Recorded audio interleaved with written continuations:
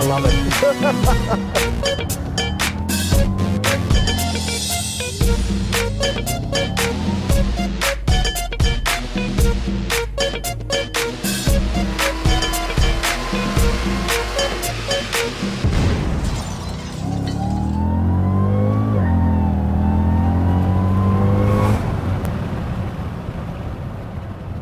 What we've got here is the new Yella Terra Whipple Supercharger kit for the 300C.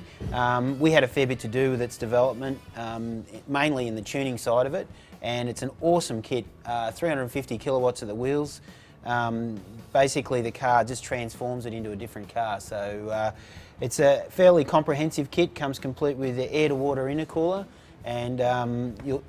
Oh, hang on a sec, I'll just stop there because this is the man himself. This is Matt from Yella Terra. He's their product development manager, and if anyone's going to give us the lowdown on this kit, I reckon it's him, so we might get him to run through it with us. Thanks, Rob. As Rob mentioned, I'm the product development manager at Yella Terra. My primary role is to develop products under the Yella Terra banner. This is one of our latest projects, is the Hemi Supercharged kit. We initially developed this product for the US.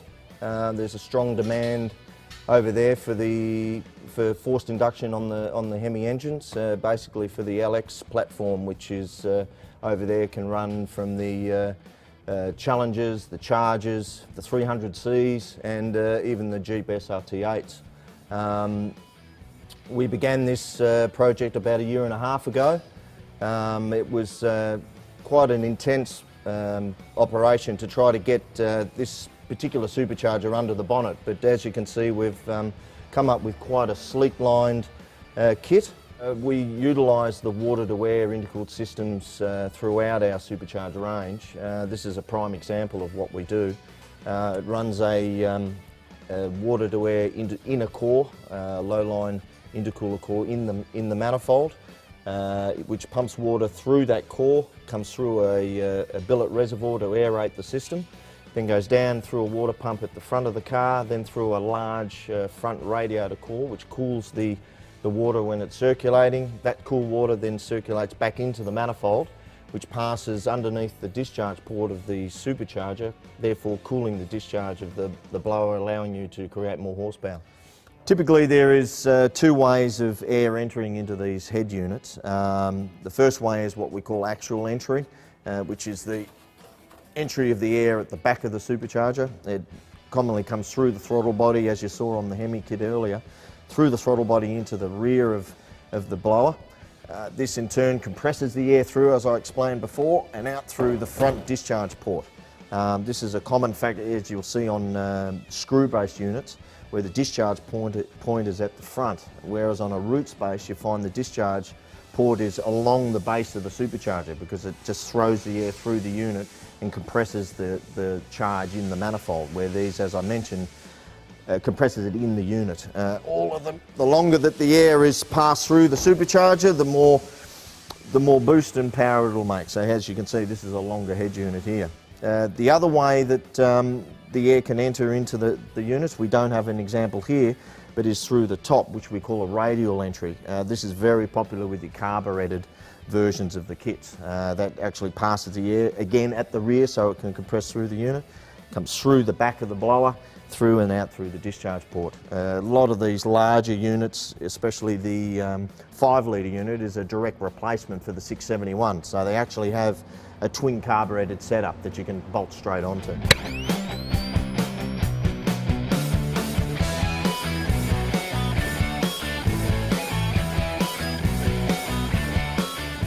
A lot of the products here are cast and designed from scratch. As you can see, the manifold that we use is a cast manifold specifically for this supercharged product. We also have done a custom cast rear intake pipe. It has a couple of functions. One is that it incorporates the bypass valve, which is very important for positive displacement supercharging. It actually bypasses the air on idle to decrease the manifold temperature and also a lot smoother idle control.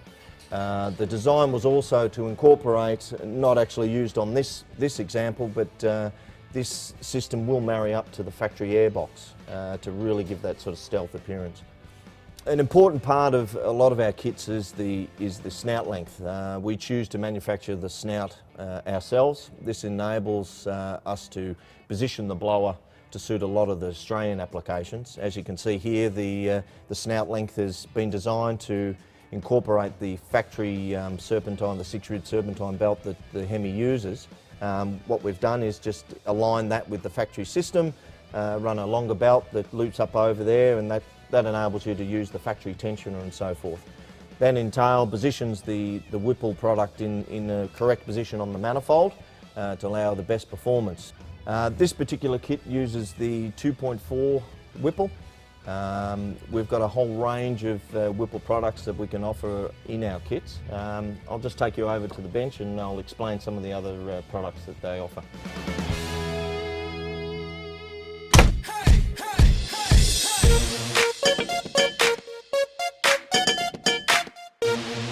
These are 3 of the most popular Whipple products that we've got here.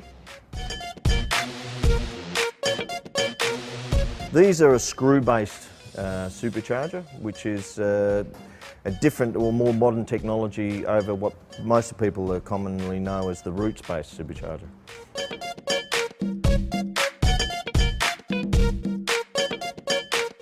Probably the easiest way to explain it would be that the older roots-based supercharger actually creates and compresses the air within the manifold. The later screw-based technology compresses the air within the head unit itself.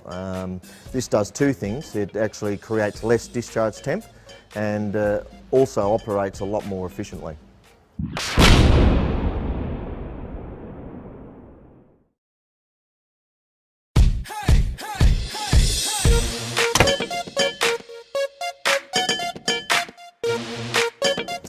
This is the most popular unit that we use over here. This is the 2.4 litre Whipple product, which you saw earlier on the Hemi kit.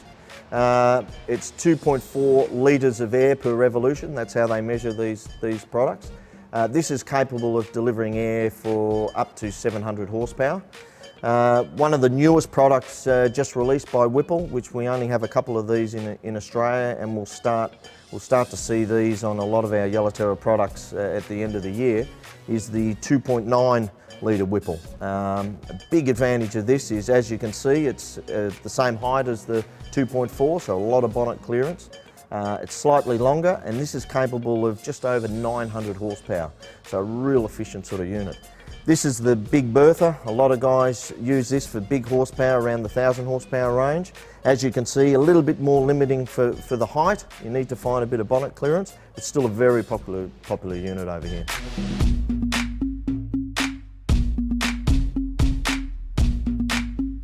The reason probably why these are so popular for street use is that, and the easiest way to compare them is that you've got your turbo and centrifugal style of supercharging, which actually builds boost with RPM. The positive displacement actually produces boost instantaneously, so from idle straight up. So they create a tremendous amount of torque and drivability under your 3000 RPM.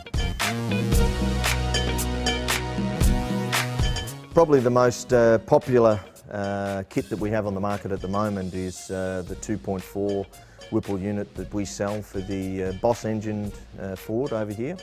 We've also got this product on a number of other engines. We've got it on the V6 Holden for the Ecotec V6. I know it sounds pretty crazy that we put such a large blower on a V6, but the guys really love it. The Holden V8, we also now have the 2.4 on that for that car.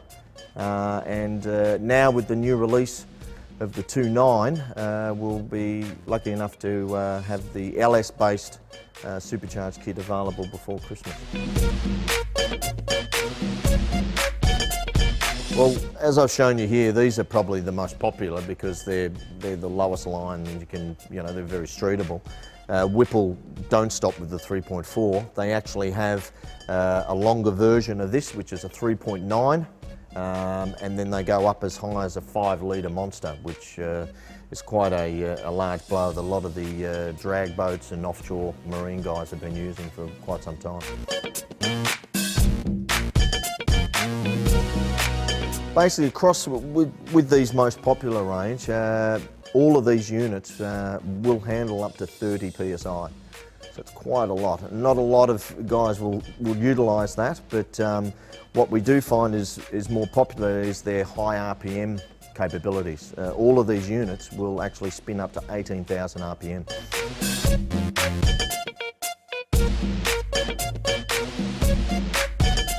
Whipple have been around for many years in the US now. Probably the most popular brand name related to supercharging. They're very popular in the marine industry. They've got a lot of Ford products related with Ford performance over there in the US. We were lucky enough to pick up the Whipple distributorship over here in Australia about 4 or 5 years ago, which has really allowed us to widen our range of supercharged products available to Australia.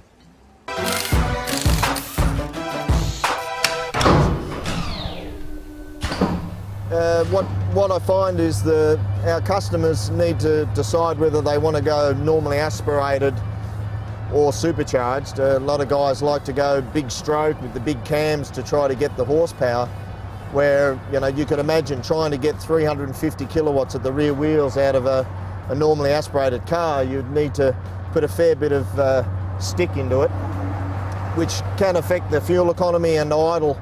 I'm just about to pull up at the lights here. As you can notice, an absolute baby idle. Wouldn't even know it had anything in it, which it hasn't. It's completely stock bottom end, and it's as smooth as a mouse. Whereas you add something with a large cam shaft in it, be chewing up the juice as I'm sitting here.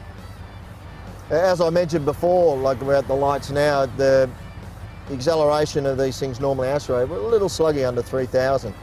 We're idling like a baby now, just accelerate now. Just can pull it a little bit sideways, control the torque, and then we're off.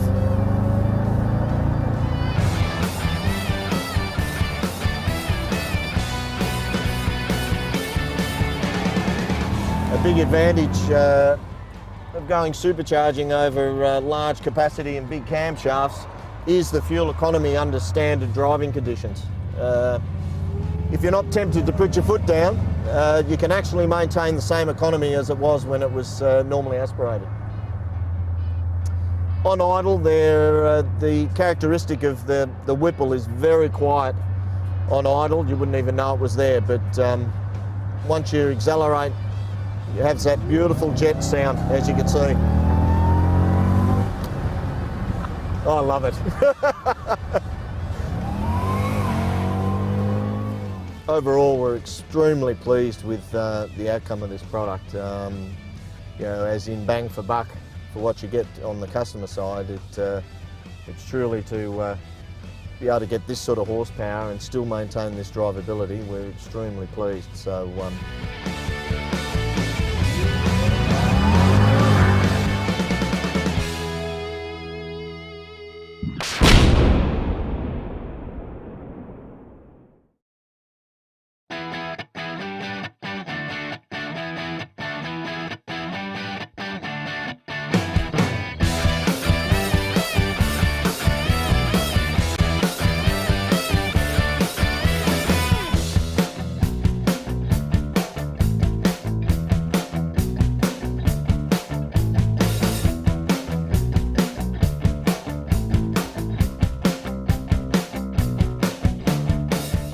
All right, well, I'm just in the middle of putting the pulley setup on at the moment.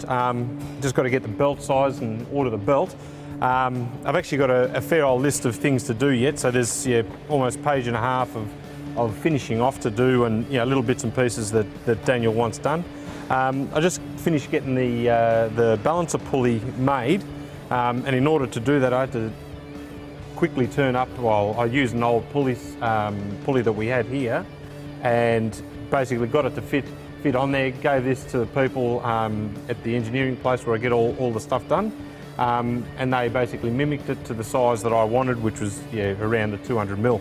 I made all the brace at the top, so something to hold the tensioner, which I've made in 3 parts, purely for strength. It holds the nose of the blower as well, and holds the tensioner, as well as everything else. So,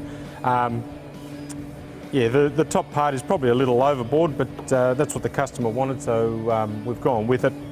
Hopefully he likes it, and it does its job as it's supposed to. Yeah, look, I must keep going because I've got a hell of a lot of stuff to do. As you can see, Marty's got all his wiring stuff there, Motec going on, so I've got to finish what I have to do in the engine bay so he can come in and finish off his side, so keep it on. Okay, what we've got here is Daniel's Chrysler SRT8 300C, and as you're already aware, the engine and everything and what we're trying to achieve with it, we've decided that the standard engine management is no longer up to the task. So what we're going to do is fit a Motec ECU to it. That's what we've got here is the Motec M800, which is the one we've chosen for this car. And we're also going to run with it is a CDI. Now what a CDI does is it's a capacitor discharge ignition. So instead of the coils running on just 12 volts ignition and then the standard ECU grounding that coil to produce a spark, basically, what the CDI does is sends about 50-odd thousand volts to the coil. So the spark is much greater, much stronger and much better. So what we're doing is taking out the standard ECU, which is located here. We're going to relocate that down in the airbox down there. And we're going to put the CDI down away down there and put the M800 sitting up the top there where you can see it and where it will look neat. Anyway, got my wiring diagrams, I'm about to start wiring. Okay, here we are with Daniel's 300C. We've fitted the Motec and just wired it up. Haven't actually finished all the wiring off yet because we've got to make sure that we don't have any problems. I don't think we will, but we just like to make sure that everything's working as it should before I finalise it and finish off all the, just clean up all the wiring. We've mounted the M800, which is going to mount on top there. We've actually changed the location of the CDI and mounted it on the firewall down behind the engine down over there. It's all running, it's all good. We've just strapped it on the dyno and we're about to run it up to see how everything goes.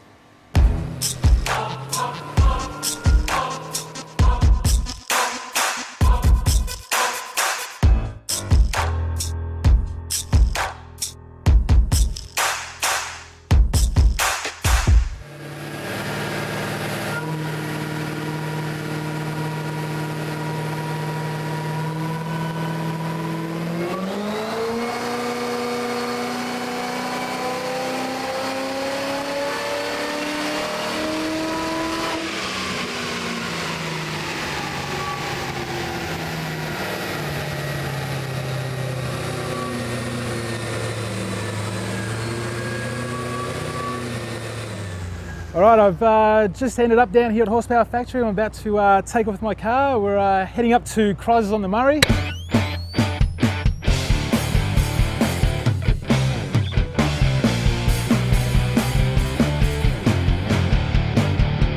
And hopefully to put on a good show.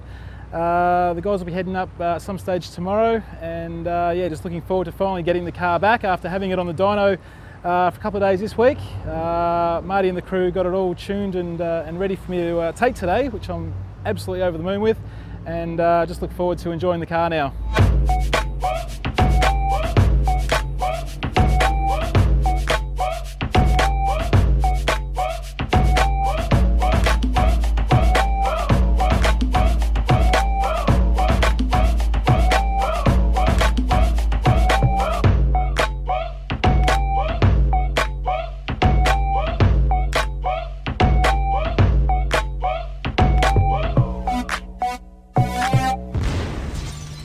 Okay, we're up at Albury for Chrysler's on the Murray.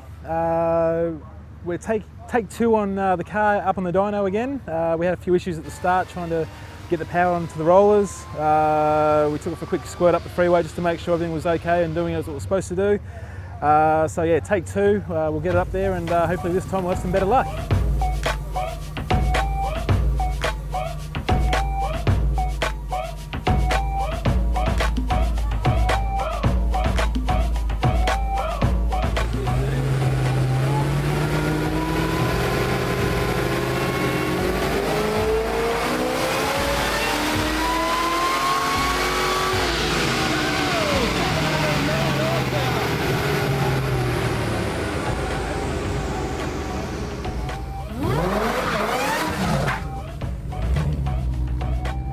Okay, we've just finished up take 2 on the dyno and very happy with the results. Ended up with a 709 horsepower at the tyres. Taking into consideration the weather is quite humid and just finished down a huge downpour. But yeah, no, the car's performed very well so far this weekend and yeah, very happy with the results we've achieved.